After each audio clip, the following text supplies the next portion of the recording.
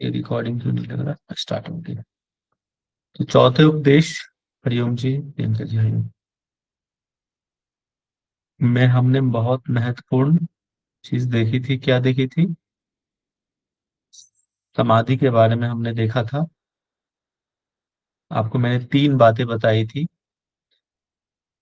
प्राण और चित्त के संयोग से, विलय से समाधि, आत्मा और मन, चित्त से मिलने से समाधि होती है।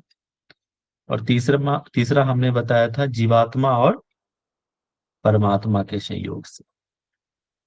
क्लियर?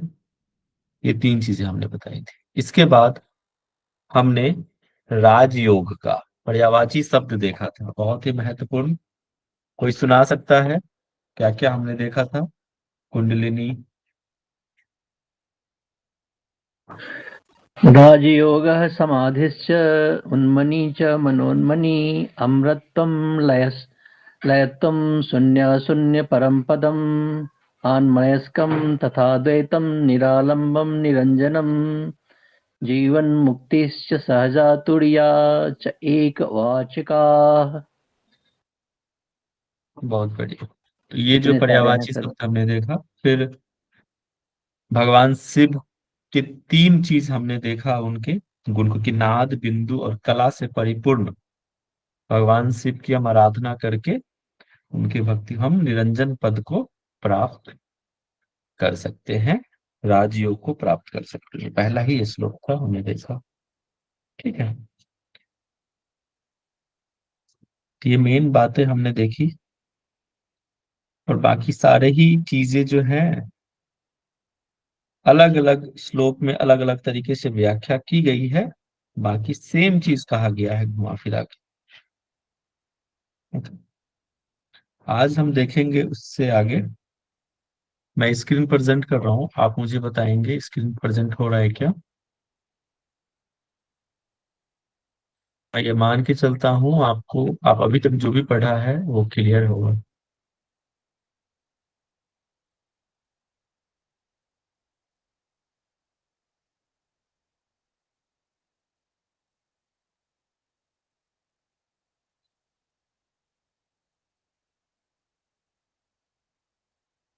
हमने 15 तक देखा था ना? 15 तक देख लिया था यहाँ तक। ओके, इसमें कोई समस्या किसी को तो पूछ लीजिए। ये ना, यहाँ तक क्लियर है? स्क्रीन पर दिख रहा है सबको? श्लोक दिख रहा है 15 नंबर का? Yes sir. ठीक है,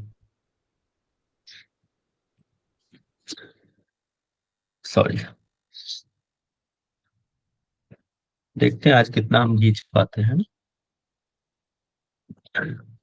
ज्ञात्वा सुषुम्ना संभेदम कृत्वा वायुं च मध्यगम स्थित्वा सदैव सुस्थाने ब्रह्मरंध्रे निरोधयेत्। कह रहा है क्या कि सुषुम्ना को भेद कर, उसको जान, मतलब पहले तो यह है कि आपको स्थिर बैठ जाना है। पहले आपको एक अच्छे, अच्छा बताइए, ये श्लोक ये किससे को रिलेट हो रहा है? पहले आपने एक श्लोक पढ़ा था स्थान से रिलेटेड, कुछ याद आ रहा है? कि आपको अभ्यास, योग का अभ्यास एक अच्छे स्थान पे, स्थान के बारे में जिक्र था। मैं आपको हिंट दे देता हूँ। योग सुराज्य, कुटिया सर। सुभिक्षे निरुपद्रव्य, सूरज हाँ। सर कुटिया धार्मिक के के है। देश पे, स्वराज्य धाम के देश पे। एक व्यक्ति सुनाइए, एक व्यक्ति, सुराज्य धार्मिक देश, सुनाइए। सुराज्ये धार्मिके देशे सुभिक्षे निरुपद्रव्ये धनुः प्रमाण पर्यन्तं शीला अग्नि जल वर्जिते एकांते मठिका मध्ये स्थातव्यम हठ योगिनः। पहले अध्याय का पहले उपदेश का है। हाँ जी, तो वही कह रहा है कि सुस्थान मतलब आपकी जो स्थान पहले निर्धारित था, आपको जो बताया गया है, वैसे ही सुराज्य एक अच्छे स्थान पे ही स्थित होकर, ठीक है, बैठकर, और सुषुम्ना के बारे में उसको जानकर, उसके भेदों के बारे में जानकर ठीक है, प्राण को क्या करना है, मध्य में प्रवाहित करना है। मतलब मध्य किसको कहा गया है, सुषुम्ना को कहा गया है। सुषुम्ना में प्रविष्ट कराना है, और फिर क्या करना है, ब्रह्मरंध्रे निरोधे। और फिर ब्रह्म सुषुम्ना में प्रवाहित होकर ब्रह्मरंध्र कहाँ है, हमारे सबसे ऊपर हेड, वहां जाएगा और वहां निरोध करना है उसको, प्राण को। निरोध का मतलब ये है वहां पे रोकने से है, ठीक है, तो प्राण को वहां रोकना है। सूर्या चंद्रमसो तथा कालम रात्रि रात्रि दिवांतकम भक्ति सुषुम्ना कालस्य गुरुमेत दुहा खत्म। अब देखो इसमें क्या कह रहा है कि सूर्य और चंद्र जैसे दिन और रात, ये क्या है, ये काल का जो चक्र है, चलता रहता है, चलता रहता है, ठीक है। और जैसे जैसे ये चलेगा, भाई सूरज उगेगा, फिर ढलेगा, फिर चांद आएगा, फिर ये क्या है, दिन ये बीतता जाता है। दिन और रात का ये जो काल का जो चक्र है, बीतता जाता है, बीतता जाता है। तो इससे क्या होता है कि हम जो है मृत्यु की तरफ अग्रसर होते जाते हैं। समझ रहे हो, इसको समझने का प्रयास कीजिए, क्या कहना चाह रहा है कि जैसे सूर्य चंद्र काल दिन रात के रूप में समय जो है, समय का जो चक्र है वो घूमता रहता है। और फिर क्या कहता है कि सुषुम्ना भोगती मतलब उसको भोगने से है, या फिर जो कहते हैं ना कि उसके काल के मुख में, भोग मतलब मुख में जा रहा है, तो वो उसको अभ्यास के माध्यम से उस काल को, देखो समय को तो हम रोक नहीं सकते हैं, लेकिन वो समय की गति को हम कम कर सकते हैं। ये हमारे हाथ में होता है, उसकी गति को, उस काल को हम रोक नहीं सकते, उसके गति को हम रोक सकते हैं। वो कैसे, श्वास प्रश्वास, जैसे जैसे आप श्वास लेते हो, छोड़ते हो। चले इसका एक बहुत ही बेस्ट एग्जाम्पल है, आपने कछुआ को देखा, जी सर। उसकी उसकी आयु कितनी रहती है, 108 200 साल। साल। 200 300 400, बहुत मतलब कई बार तो इससे भी ज्यादा रहता है। उसके श्वास की गति को समझना, बहुत धीरे श्वास लेता है और छोड़ता है, पता भी नहीं चलता है कि। और दूसरी तरफ आपको मैं कुत्ते का एग्जांपल देता हूँ, उसकी आयु कितनी रहती है, 10 से 15। मैक्स टू मैक्स 14 15 16, उससे ज्यादा नहीं रहता, मैक्स टू मैक्स, ठीक है। और उसके श्वास की गति को ऑब्जर्व करना, वो हाँफता रहता है जीभ खोल के, तो उसका जो श्वास की गति है बहुत तेज है। तो वही यहाँ पे कहने का प्रयास कर रहा है कि अपने जो श्वास की गति पे नियंत्रण करके आप अपनी जीवनी शक्ति को बढ़ा सकते हैं, ठीक है। आप अमर नहीं हो सकते, लेकिन हाँ अपनी आयु बढ़ा सकते हैं, ठीक है। और ये चीजें गुप्त, ये जो रहस्य बताया गया है, देखो सूर्य और चंद्र दिन और रात काल को व्यतीत करते हैं, समय आपको व्यतीत करता है। वैसे ही सूर्य जो है, सूर्य नारी और चंद्र नारी मतलब ईरा और पिंगला से है, को बताती है, उसी काल को खाने वाली सुषुम्ना है। ये गुप्त रहस्य कहे गए। आपको और आगे भी इसके बारे में डिटेल समझ में आएगा जैसे जैसे पढ़ोगे। ये समझ में आया मैं क्या कहने का प्रयास कर रहा हूँ, हेलो, तभी मैं आगे बढ़ूंगा। ये समझ में आया तो क्लियर हुआ, सर एक बार फिर से थोड़ा थोड़ा। जी सर, जी सर। ठीक। देखो मैं फिर से एक बार समझा रहा हूँ, तो कई ऐसे श्लोक हैं कि आपके इसके शब्दार्थ को, ये क्या कहने का प्रयास कर रहा है उसको समझने का प्रयास कीजिए आप, ठीक है। अगर आप इसको डायरेक्ट पढ़ेंगे, इसके अर्थ पे जाएंगे, तो आपको बिल्कुल समझ नहीं आएगा कि ये क्या कह रहा है। लेकिन इसके भावार्थ को समझेंगे, भाव को समझेंगे, तो आपको क्लियर होगा कि ये श्लोक क्या कहने का प्रयास कर रहा है। जैसे सूर्य चंद्र हमारे ईरा और पिंगला है, ईरा नाड़ी पिंगला नाड़ी, जैसे आप श्वास लेते हैं छोड़ते हैं, ईरा और पिंगला से ही तो लेते हैं ना।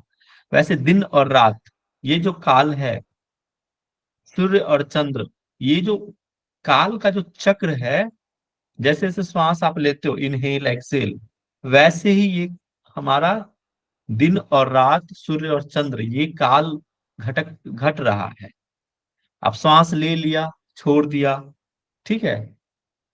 अब इसी की गति को अगर आप कंट्रोल कर लो, मैंने वही एग्जाम्पल दिया कुत्ते और कछुए का, ठीक है। आप इसको रोक नहीं सकते हैं, ये जो काल है इसको रोक नहीं सकते हैं, समझ रहे हैं, ये जो चलता रहेगा, समय की घड़ी चलता रहेगा।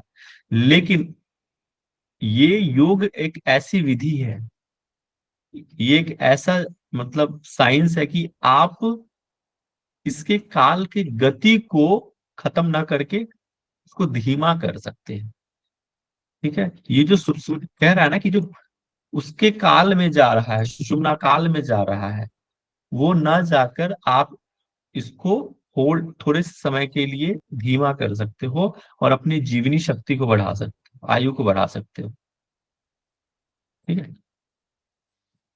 देखो यहाँ पे ना इसकी टिप्पणी भी बहुत अच्छे तरीके से किया गया है कि जीवन के क्षय होने का क्रम मंद होगा। अभी चीज मैंने वही आपको समझाने का प्रयास किया, ठीक है। क्रिया को कम से कम कर लिया जाए तो जीवन के क्षय को, ये आप टिप्पणी पढ़ना है इसको, कभी कभी इसको पढ़ना चाहिए, सिर्फ श्लोक ही मत पढ़ो। तो व्याख्याकार यहाँ पे बहुत ही अच्छा दिया है, यहाँ बताया है, और मैंने आपको एग्जाम्पल से भी समझा दिया है। आई होप आपको समझ में आ गया होगा। आगे बढ़े। ये सर। और ये सिर्फ और सिर्फ किताबों ये यहाँ तक ही नहीं है, आप अपने इसको जीवन में भी अप्लाई कर सकते हो, ये बहुत अच्छी चीज है। मेडिटेशन जो होता है यहीं से गुजर के जाता है। श्वास, पहले तो आप श्वासों पे ध्यान लगाना सीख लीजिए, ठीक है। तो बेसिक यही है। चलिए, द्वासप्तति सहस्त्राणी नाड़ी द्वाराणी पंजरे सुषुम्ना संभवी शक्ति शेषा स्तरीव निरर्थका। ये जो हमारे शरीर में द्वासप्तति सहस्त्राणी, जो 72,000 नस नाड़ियां हैं, ठीक है, हमारे शरीर में, वो नाड़ी द्वारे पंजरे, वो नाड़ी के द्वार कहे गए हैं 72,000। और कहता है कि उनमें भी ये जो 72, ये क्या है, सुषुम्ना क्या है, ये भी तो एक नाड़ी है। इन सारी 72,000 नस नाड़ियों में जो सुषुम्ना है वो सबसे प्रमुख बोला गया है। और कहते हैं कि जो शक्ति है इसी में समाहित है। तभी तुम कहते हैं ना कि भाई प्राण को क्या करो, सुषुम्ना में प्रवाहित करो, कुंडलिनी जागृत हो जाएगी। तो यही कहा है कि इसको, सुषुम्ना को एज शक्ति के रूप में कहा है कि सुषुम्ना सांभवी शक्ति। ये शक्ति मतलब यहां से ना थोड़ा सा आपको सांभवी के बारे में भी धीरे धीरे जिक्र आना शुरू होगा अलग से, इस मुद्रा के बारे में।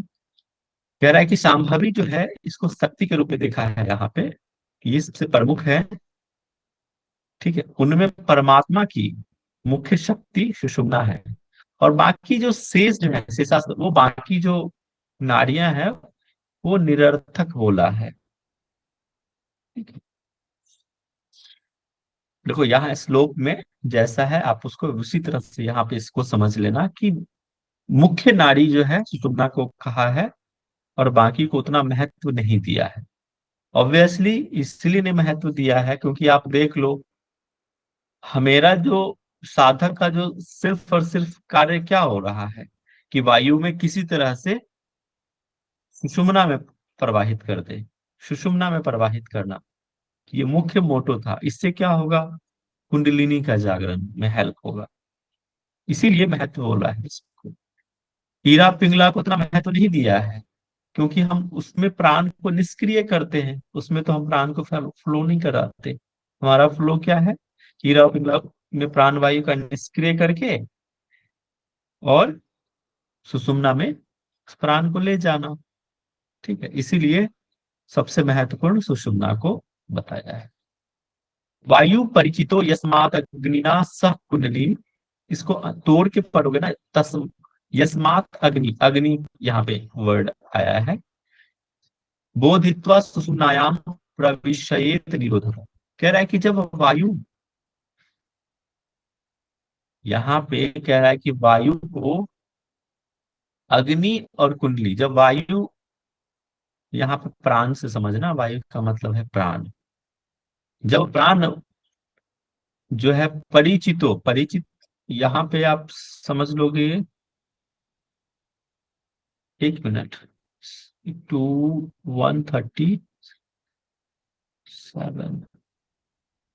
ये छोटा है क्या बीच में, एक 135 बीच में सर 14 नंबर का हट गया। इस अच्छा इसमें कुछ वो है, 22 आ गया है ना,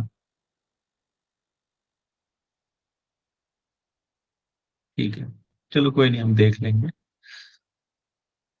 ये थोड़ा सा अलग बोला बोला है।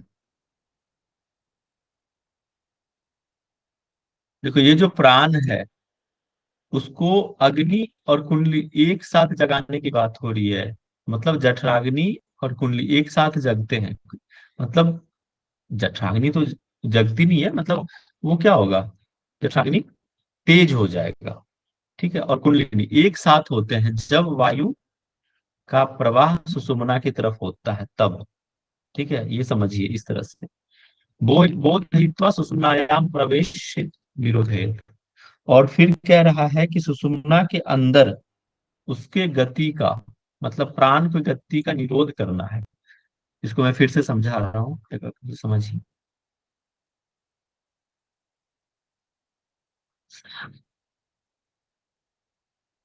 कह रहा है कि वायु परिचितो यस्मात् अग्निनाम सह कुंडली।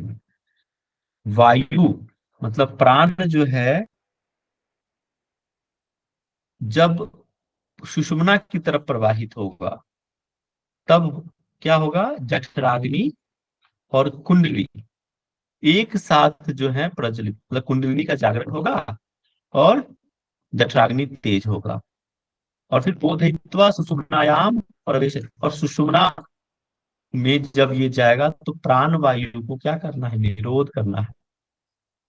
कुंडलिम बोधयित्वा, ये एक लाइन एक साथ समझ में आना चाहिए ये चीज। सह कुंडलिम बोधयित्वा, जब कुंडलिनी का जागरण होगा तो जठराग्नि साथ में तेज होगा, और फिर सुषुम्ना के अंदर जो प्राण को क्या करना है, निरोध करना है। इसका मतलब ये है।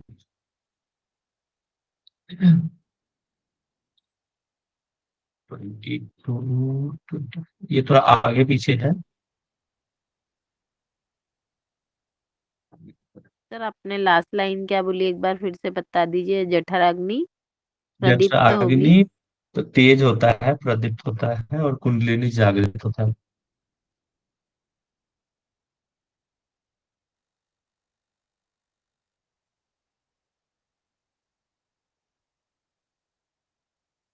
ये आगे पीछे है थोड़ा, हाँ ये यहाँ से है। हाँ सर, ये सुषुम्ना वाहिनी। हम्म, यहाँ से है। ये देखो ये, क्योंकि अभ्यस्त वायु प्राण जठराग्नि के साथ कुंडलिनी को जगाकर सुषुम्ना के अंदर निर्वात गति के साथ प्रवेश करता है। वही चीजें हैं जो बताया।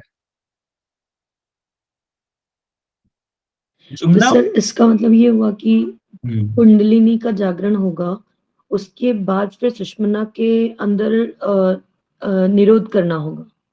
वो साथ में ही होता है, आगे पीछे नहीं है। प्राण तो जाएगा ही, तभी तो कुंडली, प्राण जब तक सुषुम्ना में नहीं जाएगा तब तक कुंडलिनी का जागरण नहीं। जब होगा तो फिर उसको निरोध करना है अंदर ही, उसको प्राण को, उस ऊर्जा को अंदर ही होल्ड करके रखना है, ठीक है। ओके। और साथ में क्या होगा, जब कुंडलिनी का जागरण होगा तो साथ में जठराग्नि भी तेज होगी, ठीक है, वो भी प्रदीप्त होगा। ये चीज कह रहा है, ठीक है, समझ में आया ना, ठीक है। जी सर। सुषुम्ना, हाँ अब देखना है आगे 20 नंबर।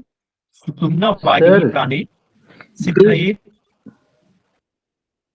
हाँ जी, म्यूट कर लीजिए, लास्ट में पूछ लीजिए। मैं ये कह रहा हूँ कि ये 18 में जो ये लिखा है सुषुम्ना सांभवे शक्ति शेषा तत्वैव निरर्थका, इसका क्या मतलब हुआ सर? सुषुम्ना सांभवी शक्ति मतलब देखो 72,000 नारियों के मतलब पंजर में सुषुम्ना नारी है, हाँ, इसका क्या वही मतलब? तो उसमें मुझे समूह समझ है। में नहीं आया इसका तो।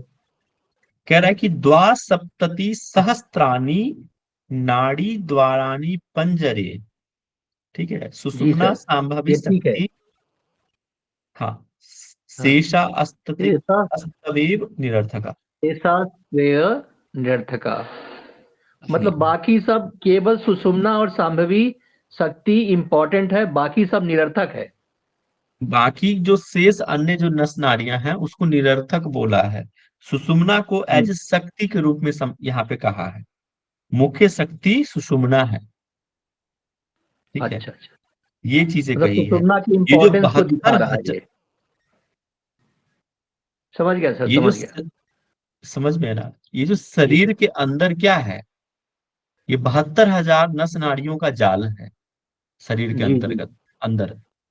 उसमें जो है सुषुम्ना जो नाड़ी है वो भी नाड़ी है। सुषुम्ना क्या है, उसी नारी बहत्तर ही है। हजार नाड़ियों का उसमें से एक है सुषुम्ना नाड़ी। उसको महाशक्ति बोला है, यहाँ पे शक्ति बोला है। क्यों? क्योंकि सुषुम्ना में ही तो हम प्राण को ले जाते हैं और कुंडलिनी को जागृत करने का प्रयास करते हैं। जी। इसीलिए इसको मुख्य बोला है यहाँ पे। अब बाकी निरर्थक है, उतना महत्व नहीं दिया है बाकी नारियों। ठीक है। जी सर। सर हाँ जी, सर सही, कुछ इसमें जो ब्रैकेट में लिखा है इसी के नीचे और वो समझा देंगे। किसके? आध्यात्मिक प्रगति में इनका महत्व नहीं के बराबर है। किसकी? कौन से श्लोक की बात कर रहे हैं आप? सर जो अभी अभी आप समझाया ना उसी में ब्रैकेट में लिखा हुआ है अर्थात आध्यात्मिक प्रगति में इनका महत्व के बराबर है।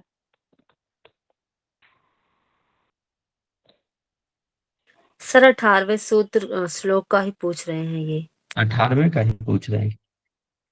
अर्थात आध्यात्मिक प्रगति में इनका महत्व नहीं। अरे इस सब पे ध्यान मत दीजिए इतना।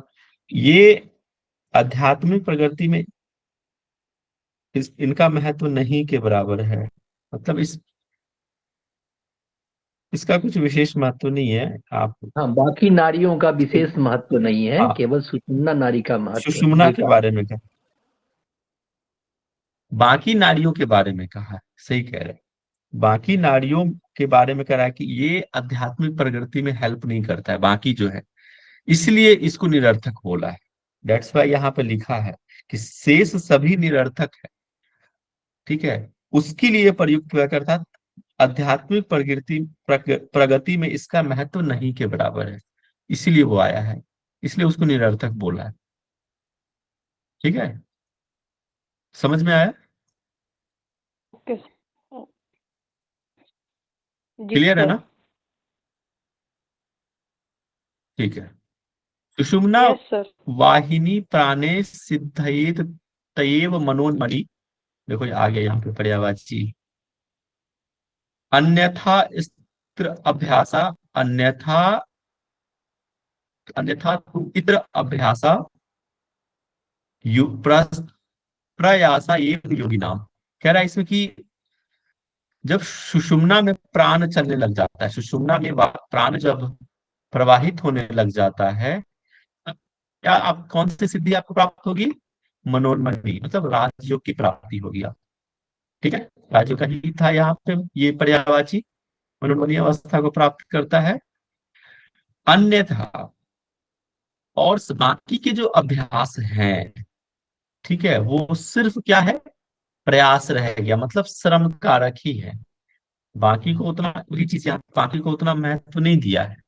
महत्व दे दिया कि जब सुषुम्ना प्राण में जब सुषुम्ना प्रवाहित हो जाएगा तो आपको मनोन्मणि की सिद्धि प्राप्त होगी। ठीक है, और बाकी के अन्य अभ्यास को फिर उन्होंने सिर्फ और सिर्फ एक्सरसाइज बोल दिया है, श्रम कारक बोल दिया है। ठीक है, तो यहाँ पे लाभ मिल गया है, आप ये ध्यान में रखना कि जब प्राण सुषुम्ना में प्रवाहित होगा तो मनोन्मनी, यही बातें हमने पहले भी देखी है कि राजयोग को प्राप्त होगा। पवनो बध्यते हीन मनस, हाँ ये आपको ध्यान में रखना है। नेव बध्यते मनस च बध्यते येन पवनस्तेन बध्यते, कि भाई पवन, पवन का यहाँ पर मतलब है प्राण से। जब प्राण, अच्छा बताइए, जब आपने ये श्लोक पढ़ा आपको कौन से श्लोक की याद आती है? सर चले वाते चले चित्तम निश्चले निश्चलम भवेत, वही चीज यहाँ करेंगे। पवन के बंधने से जब आपने प्राण को वश में कर लिया तो आपका मन भी क्या होगा, वश में आ जाएगा। और जब आपने मन को वश में कर लिया तो प्राण, ये दोनों ही एक दूसरे के पूरक है, ये ध्यान में रखना है। हेतु द्वम तु चित्तस्य वासना च समीरणा तयो विनश एक स्मितौ द्वा अपि विन्यसत, यहाँ ये भी ध्यान में रखना है। दो चित्त के प्रवृत्ति के दो कारण बताए यहाँ पे, एक तो बताया है वासना और दूसरा समीर मतलब प्राण। ठीक है, समीर को यहाँ पे हम प्राण से, समीर, समीर मतलब क्या होता है, हवा। ठीक है, हवा यहाँ पे प्राण से समझेंगे, वायु से समझेंगे। ओके, तो चित्त के प्रवृत्ति के दो कारण, एक तो हो गया कि भैया वासना और फिर प्राण। वासना में लिप्त रहोगे, ठीक है, वासना मतलब आप वासना से क्या समझते हैं, क्या समझते हैं वासना से, बताइए। फिर समाज में जो भी भोगने लायक चीजें हैं उनमें, उनके प्रति जो हमें इच्छा रहती है उन्हें भोगने की। चित्त में जो पूर्व जन्म के संस्कार बने रहते हैं उसको वासना कहते हैं। देखो, सर वासना कामनाएं के इच्छाएं अलग, हाँ, कामना, इच्छा, वो चीजें आपके शारीरिक भी हो सकता है और मानसिक भी हो सकता है, दोनों ही चीजें यहाँ पे वासना के अंतर्गत आता है। और ये चीजें आप बहुत कोरिलेट करोगे, वासना जब हम विषयों से की तरफ भागेंगे तो हम वासना की तरफ जाते हैं, विषयों की तरफ भागना। जब हमारा इंद्रिय विषयों की तरफ आकर्षित होता है तो हम कहते हैं कि वासनाओं की तरफ हम जा रहे हैं। तो वही चीज कह रहा है यहाँ पे भी बताया है कि वासना की सबसे शारीरिक और मानसिक तृप्ति के लिए चित्त के ऊपर का एक संस्कार, ये वासना क्या है, एक प्रकार का संस्कार है। ठीक है, तो ये ध्यान में आप रखिएगा, ये क्वेश्चन आ सकता है एग्जाम में कि चित्त के प्रवृत्ति में दो कारण बताया गया है, एक तो वासना और दूसरा प्राण। और कह रहा है कि तयो विनष्ट, एक भी अगर नष्ट हो जाए इनमें से तो दूसरा नष्ट हो जाएगा। मतलब सीधी सी बात है कि भाई वासना को कंट्रोल कर लीजिए, आपका प्राण कंट्रोल हो जाएगा। प्राण को कंट्रोल कर लीजिए, आपका वासना कंट्रोल हो जाएगा। ठीक है, ये मनोत्रय विलीयते, मनो यत्र विलीयेत पवनस्, देखो वही चीज, बात वही रिपीट हो रहा है कि पवनो लियते यत्र मनस्तत्र विलीयते, कि भाई मन को लीन कर लिया तो आपका प्राण लीन हो जाएगा। और पवन, पवन को लीन कर लिया तो आपका मन लीन हो जाएगा। दोनों ही एक दूसरे के पूरक हैं। ठीक है, वही चीज है, मन में यहाँ पे चित्त समझना है, चित्त और प्राण एक दूसरे के साथ ही चलते हैं। जैसे आपने पहले भी देखा, ये सारा ही प्रपंच क्यों रचा जा रहा है, हम्म, मन, चित्त या फिर प्राण, क्यों ये समाधि के चीजें लिए। बार बार आ रही है? हाँ, फिर राजयोग के लिए, राजयोग राजयोग के के लिए, बिल्कुल, राजयोग की प्राप्ति के लिए। ठीक है, मन को या फिर चित्त को ठीक है, प्राण को, ये सब को लीन करने की बात हो रही है, तभी जाके आप राजयोग को प्राप्त कर पाओगे, अन्यथा नहीं। कह रहा है क्या इसमें कि काम को तो सम्मिलिता उभौ तौ तुल्य क्रियो मानव समा मानस मारुतौ ही इसको तोड़ के करोगे ना तो ये मारुत निकल के आएगा, मतलब प्राण निकल के आएगा, है ना। यतो मरुतस्य मन प्रवृत्ति तयो मनस, वही चीजें रिपीट हो रही हैं वापस से, वही जैसे दूध और पानी की बात कह रहा है, दूध और पानी जब एक प्रकार से मिल जाते हैं, वैसे ही चित्त उसकी तुलना करी है, वैसे ही मन, चित्त और मारुत मतलब प्राण, जब दोनों एक हो जाएगा तो फिर न ही मन और न ही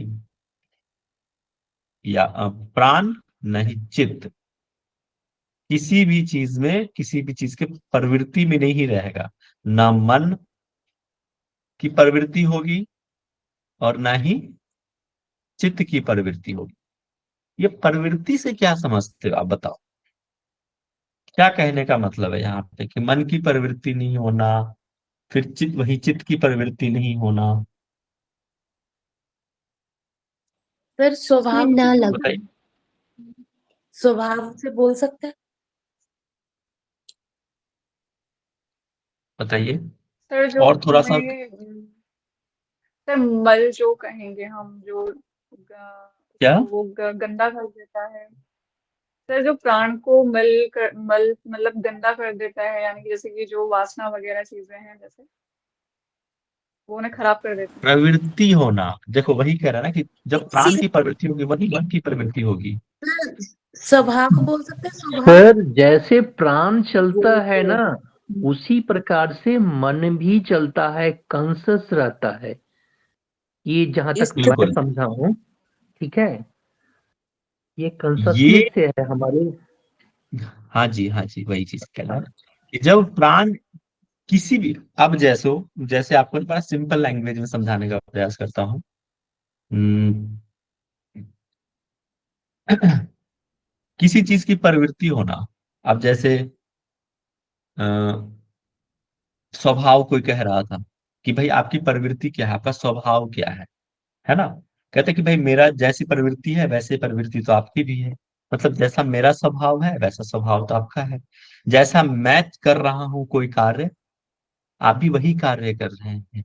किसी के पीछे पीछे चलना, उसका कॉपी करना, है ना। कोई आगे उस तरफ बढ़ रहा है तो हम भी उसी प्रवृत्ति की तरफ बढ़ रहे हैं। जैसे वायु पश्चिम की तरफ जा रहा है, वायु की गति पश्चिम की तरफ है, तो झंडे की दिशा भी क्या है, पश्चिम की तरफ, उसी प्रवृत्ति होना। तो जिस तरफ प्राण जाएगा वैसे ही उस तरफ मन भी जाएगा, ठीक है। और जिस तरफ मन जाएगा उस तरफ प्राण जाएगा। समझ में आया, क्लियर हुआ? ये सर ठीक।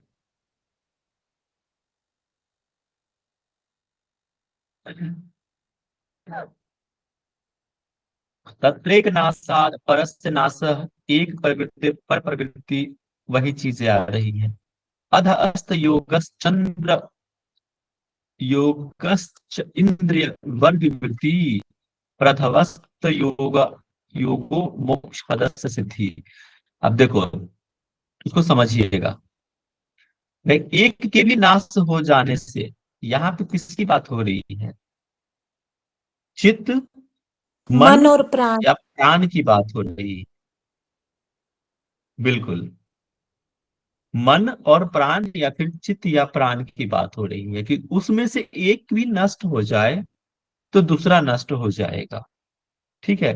अगर एक भी उसमें से अगर नष्ट ना हुआ है, ठीक है, तो दूसरा नष्ट नहीं होगा। एक की भी प्रवृत्ति अगर रहेगी, वही कह रहा है सेकंड वाले में कि एक प्रवृत्ति पर प्रवृत्ति, वैसे ही दूसरे की प्रवृत्ति हो जाएगी। जब तक अध अस्त, मतलब जब तक वे दोनों निरुद्ध नहीं होगा, समझ रहे हो, दोनों को निरुद्ध करने की बात है। मैंने आपको थोड़ी देर पहले आपको समझाया था इंद्रियों के बारे में, विषय हम इंद्रियों, वही चीज यहाँ पे आता है। तो इंद्रियों का व्यापार चलते रहता है। इंद्रियां हमारे जो है, चाहे ज्ञानेंद्रियां हो, कर्मेंद्रियां हो, ठीक है, वो विषय की तरफ भागता रहेगा। तो इसीलिए कह रहा है कि जब तक दोनों निरुद्ध नहीं हो जाएगा, तब तक इंद्रियों का जो व्यापार है वो चलता रहेगा। ठीक है, मतलब इंद्रिय जो है विषय के प्रति भागता रहेगा। प्रध्वस्त मोह, और जैसे ही ये नष्ट हो जाएगा, जब वो निरुद्ध हो जाएगा, तो मोक्ष पद को प्राप्त होगा। ठीक है, ये सिद्धि बताया है। क्लियर है? 25 वेरी सिंपल है। ठीक है, यहां से आप समझिएगा, एक नया कॉन्सेप्ट यहाँ पे आपको देखने को मिलेगा कि रसस्य मनश्चैव चंचलत्वं स्वभावतः रसो बद्धो मनोबद्धम की किम न सिद्ध्यति भूतले।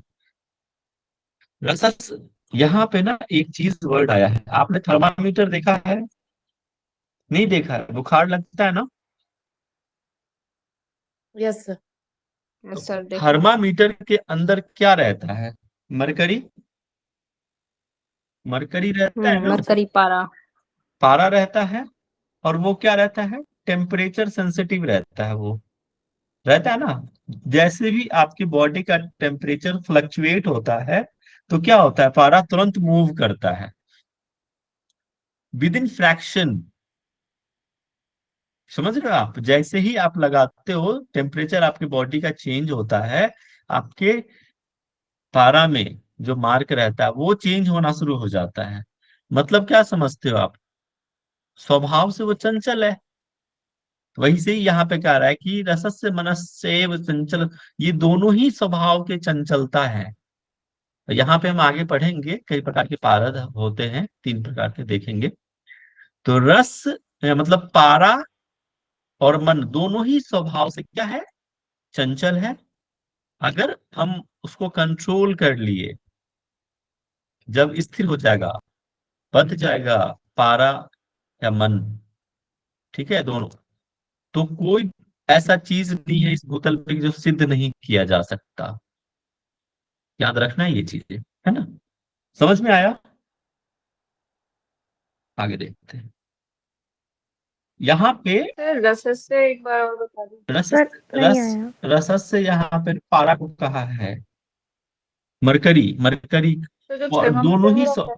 इसलिए मैंने आपको थर्मामीटर का एग्जांपल दिया, वो टेम्परेचर के साथ फ्लक्चुएट होता है वो, है ना।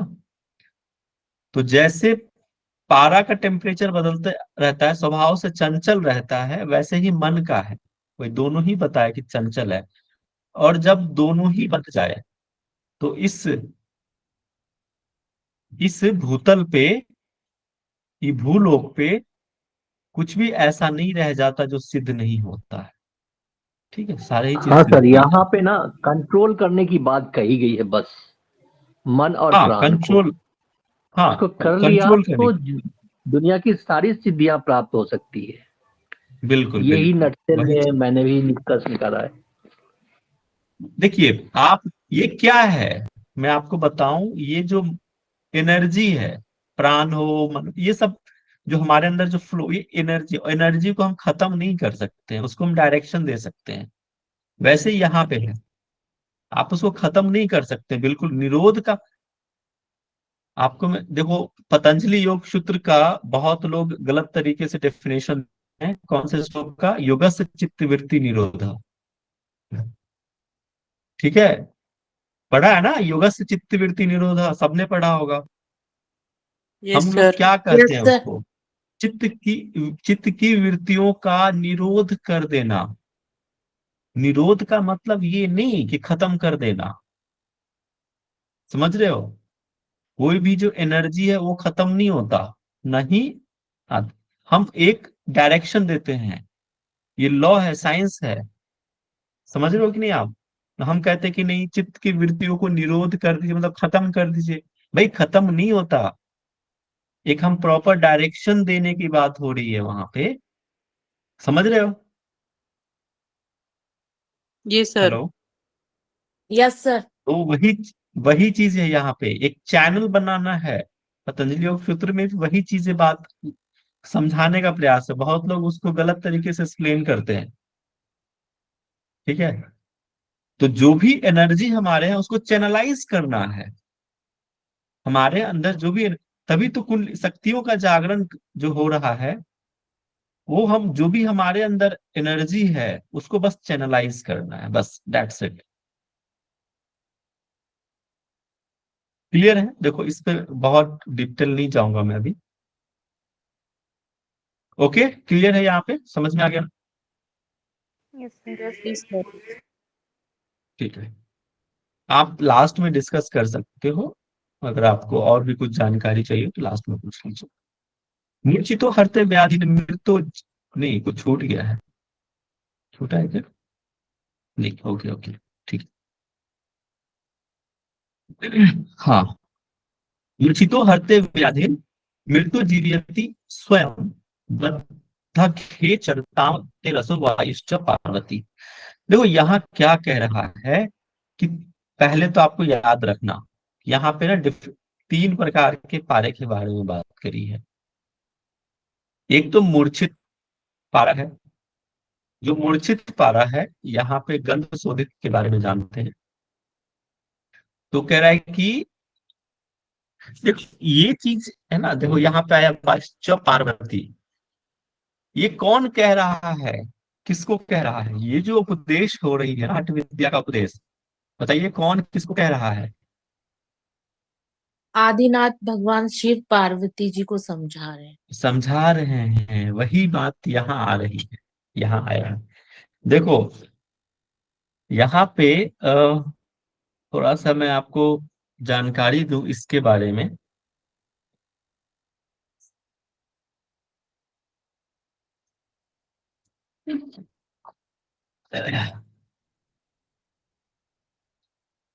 आप लोग खोज करना, ये मैंने भी बात करी थी। ठीक है, ये कुछ आयुर्वेद का कॉन्सेप्ट है यहाँ पे, काढ़ा के बारे में, यहाँ पे नहीं है वर्ड में इस तरह से।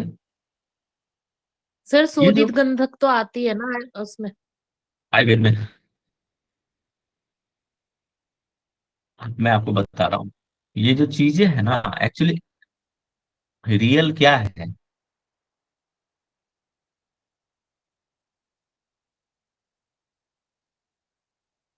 चलो अभी मैं उसको नहीं बताऊंगा, नहीं तो आप शायद कंफ्यूज कर जाओगे कि सर वो ऐसे कैसे। किसी और दिन मैं इस पे चर्चा कर दूंगा, अभी मैं सिर्फ इसको बता रहा हूँ। भगवान शिव जो है पार्वती को कह रहे हैं क्या कि मूर्छित पारा जो है वो व्याधियों को नष्ट करता है। व्याधि, व्याधि मतलब क्या? जो शरीर के अंदर जो कष्ट जो होते हैं ना, व्याधि उत्पन्न होते हैं, रोग, उसको नष्ट करता है। ये औषधि है। ठीक है, और मृत जीवयति स्वयं, और जो मृत पारा है, वो मृत पारा कब बनता है? भस्म के द्वारा उसको तैयार किया था, भस्म किया हुआ।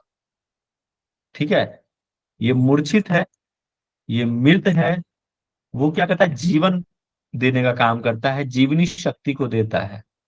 ठीक है, मनुष्य के अंतर्गत। और तीसरा, अभी जो है ना बस आप उसको उतना ही समझिए, इसमें कंफ्यूज मत कीजिए, बहुत लोग इस श्लोक में कंफ्यूज होते हैं। तो बस आप एग्जाम के दृष्टिकोण से इसको समझिए। इसका मैं किसी और दिन और अच्छे तरीके से इसको और बताऊंगा ये कि एक्चुअली होता क्या है पारा। इसका बहुत अलग तरीके से एक्सप्लेनेशन है। ठीक है, तो पहला बता दिया मूर्छित, जो व्याधियों को नष्ट करता है, फर्स्ट पॉइंट याद रखिएगा एग्जाम के दृष्टिकोण से।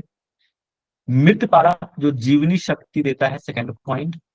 और विशेष प्रकार से तैयार किया हुआ, विशिष्ट प्रकार से तैयार किया हुआ वो पारा है, उसको बांध के ठोस पारा जिसको हम कह सकते हैं। ठीक है, वो क्या करता है? साधक को एक कह सकते हैं कि वायुगमन, अंतराकाश में गति करने का सामर्थ्य प्रदान करता है, ऐसी सिद्धि देता है।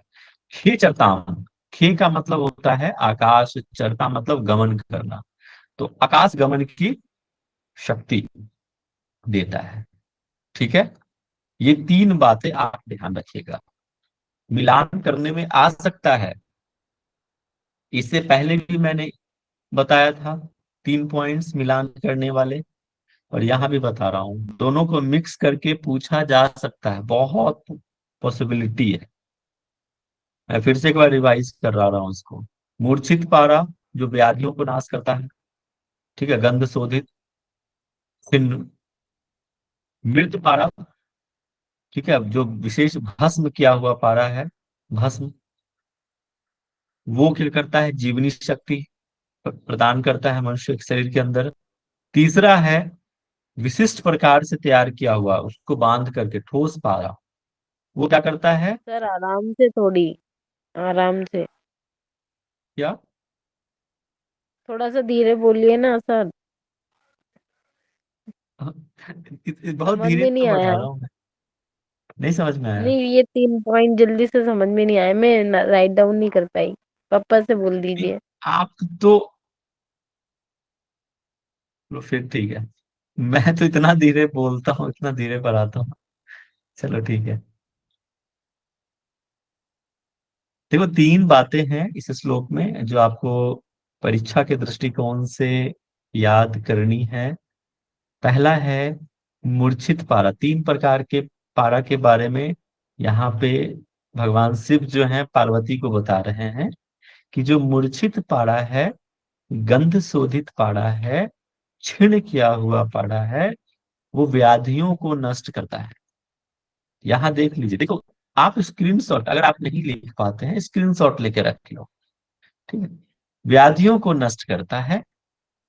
मृत पारा जो भस्म किया हुआ पारा है, वो क्या करता है, मनुष्य के अंदर जीवनी शक्ति देता है, ठीक है।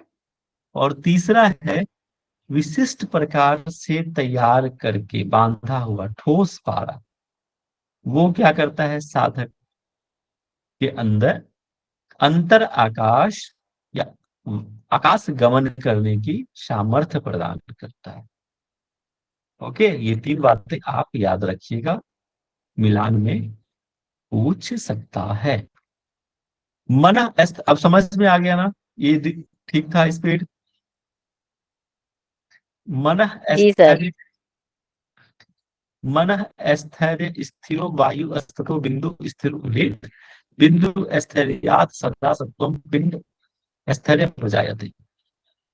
कि मन के स्थिर होने से प्राण भी, वायु भी स्थिर हो जाती है, और इससे क्या होगा, बिंदु स्थिर होता है। बिंदु समझ में आया, बिंदु किसके बारे में कह रहा है, सर सोमरस। चोमरस के सोमरस। बारे में।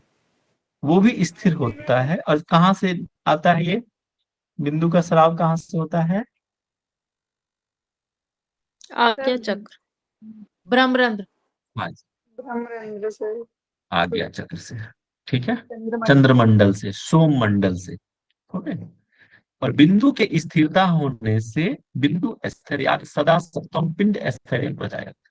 कि बिंदु की स्थिरता होने से पिंड, पिंड का मतलब शरीर, ठीक है, शरीर के अंदर क्या हुआ, सदैव ही शक्ति और स्थिरता आती है शरीर के अंदर। तो ये लाभ हो गया इसका, शरीर के अंदर की स्थिरता। जब मन स्थिर होगा तो वायु स्थिर होगा, वायु स्थिर होगा तो बिंदु स्थिर होगा, बिंदु स्थिर होगा तो पिंड स्थिर होगा। ये सीरीज है, समझ गए। एक बार फिर से समझ लीजिए।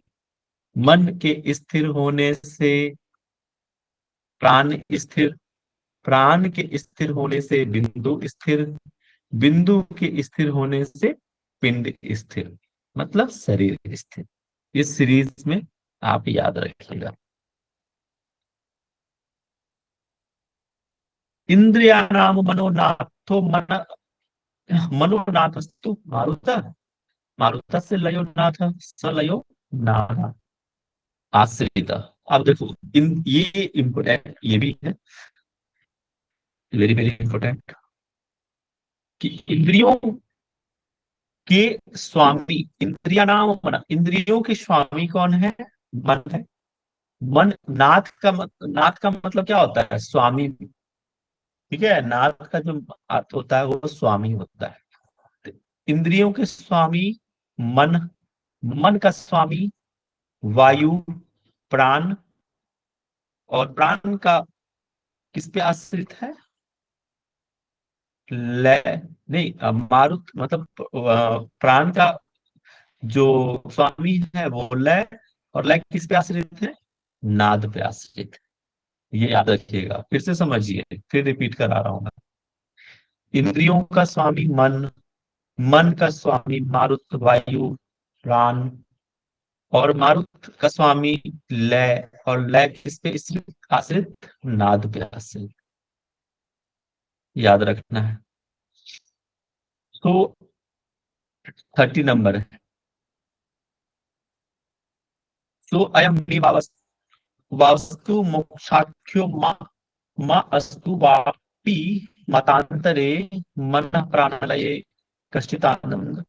शब्द ये आप छोड़ सकते हो, वही है कि प्राण और मन के लय लय होने से आनंद की अनुभूति होती है। ठीक है, ये आप वही चीजें रिपीट हो रही है। प्राणस्थ श्वासानि विश्वास प्रधवस्त विषय ग्रह निश्चय अस्तो निर्विकारश्चलयो जयति योगिनाम। अब देखो, जिसका श्वास पर श्वास इनहेलेशन एक्सहेलेशन निरुद्ध हो गया है, नष्ट यहाँ का मतलब क्या समझेंगे? नष्ट का मतलब होता है नष्ट की बात नहीं हो रही है, निरुद्ध होने की बात, कंट्रोल की बात है। तो उनका विषय भी क्या हो गया? उसका विषय का ग्रहण भी बंद हो जाना।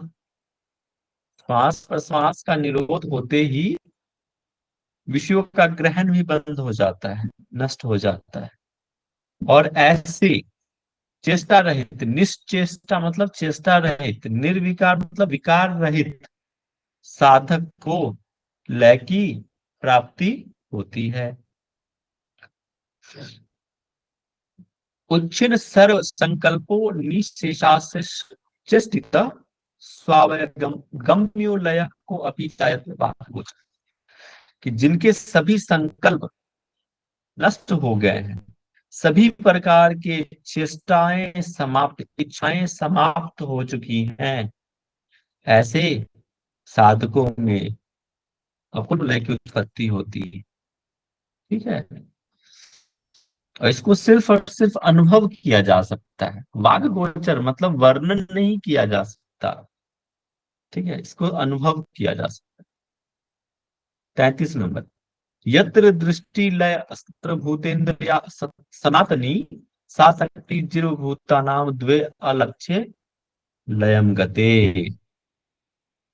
ठीक है, यत्र दृष्टि लय अस्त्र, यहाँ पे कभी मन, जिसका मन एकाग्र हो उसका लय हो जाता, ये आप इसको छोड़ सकते हो, ये बहुत महत्वपूर्ण नहीं है।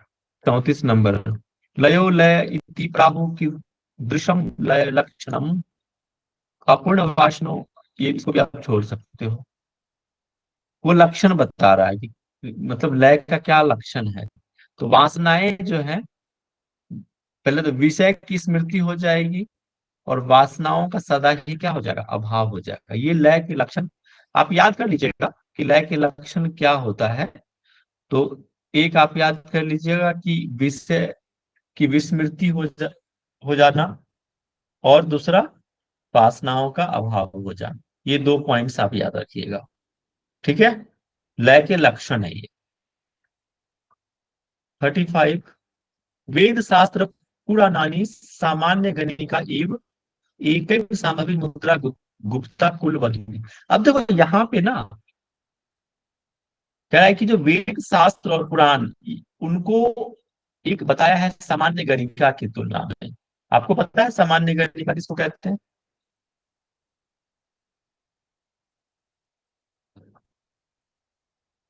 No sir.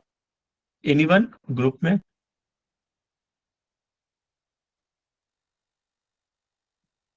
क्या सर, एक बार रिपीट कीजिए। वेद शास्त्र पुराण को सामान्य गणिका कहा गया है, और वही दूसरी जगह संभावी मुद्रा को गुप्त रखने की बात है कि ये कुल वधु के जैसा है। ये इम्पोर्टेंट है ना हमारे लिए बहुत ज्यादा, संभावी मुद्रा की महत्व को यहाँ बताया गया है, टॉप मोस्ट प्रायोरिटी पे रखा गया है मान्य यहाँ गणिका पे, का कि जैसे मतलब कुल क्या है? वधु को बिल्कुल छुपा के रखते हैं, संभाल के रखते हैं, उसी प्रकार संभावी मुद्रा को संभाल के रखना चाहिए, जहाँ तक मैं समझा हूँ इसका मीनिंग। सर कुछ और क्वेश्चन पूछ रहे हैं। सामान्य गणिका का अर्थ क्या है?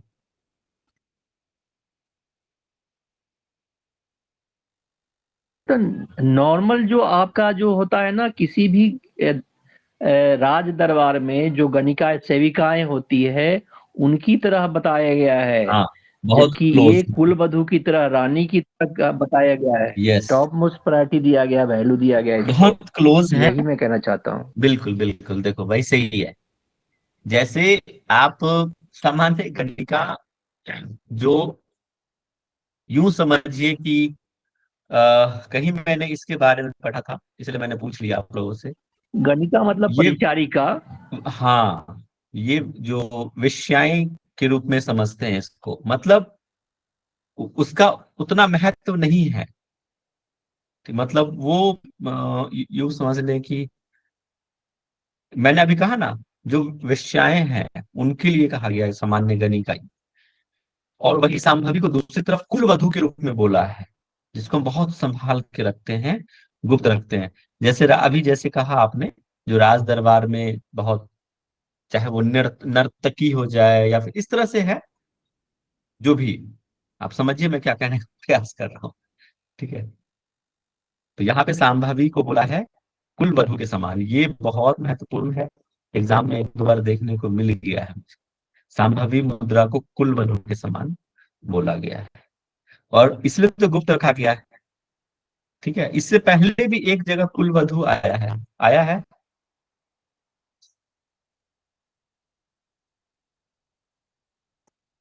कुल सर वधु क्या होता कुलांगनी है? करके। जो अपने संगम को किसी अन्य से इस तरह से बातें वार्तालाप नहीं करते हैं, कुल वधु कहते हैं। ठीक है, मर्यादित, समझ लीजिए। मुद्रा की विशेषता लाभ में था। हाँ, मर्यादित स्त्री, और ये हो गया अमर्यादित नहीं, मतलब सामान्य कनिका, ये। ठीक है,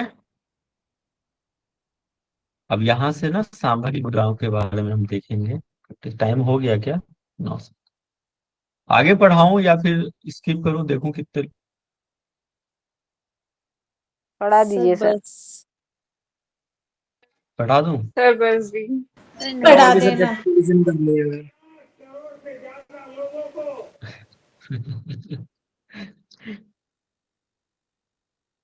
चलो ठीक है, रहने देते हैं, ज्यादा नहीं होना चाहिए अभी। आज हमने थोड़ा वैसे भी ज्यादा पढ़ाया है, आई थिंक कल 15 तक था,